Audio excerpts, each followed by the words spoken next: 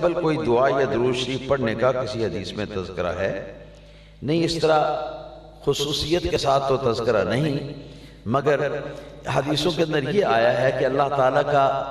ذکر جو ہے نا اس کے موقع پر دعا قبول ہوتی ہے، یہ حدیثوں کے اندر آیا ہے، اللہ کے ذکر کے موقع پر دعا قبول ہوتی ہے۔ اور اذان سے بڑھ کر ذکر الہی کیا ہے کہ آدمی اونچی آواز سے اللہ تعالیٰ کا ذکر کرتا ہے اور ساری دنیا کو پتہ نہیں میلوں تک آواز جاتی ہے، وہ سناتا ہے سب کو، ہاں جی۔ تو اس کے آخر میں اذان کے بعد دعا کا قبول ہونا جو ہے وہ تو حدیثوں کے اندر بھی آیا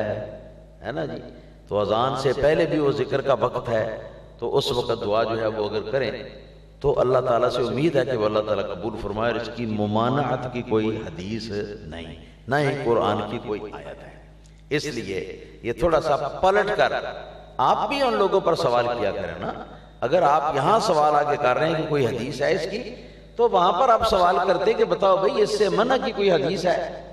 تو وہ میں دکھاؤ، تو اس کا منہ وہیں پر بند ہو جاتا۔ تو یہ بات ہے، تھوڑی سی ہمت کرو، آپ لوگ میرے پاس بیٹھتے ہیں، میری باتیں سنتے ہیں، مسائل کی مجلس جو ہے اس کو آپ اٹینڈ کرتے ہیں، تو اس نشست کو اٹینڈ کرنے کے بعد آپ کو میں تو ایسی ایسی باتیں بتاتا ہوں، ایسے ایسے اصول بتاتا ہوں کہ ان کو یاد کر کے تو بڑے سے بڑے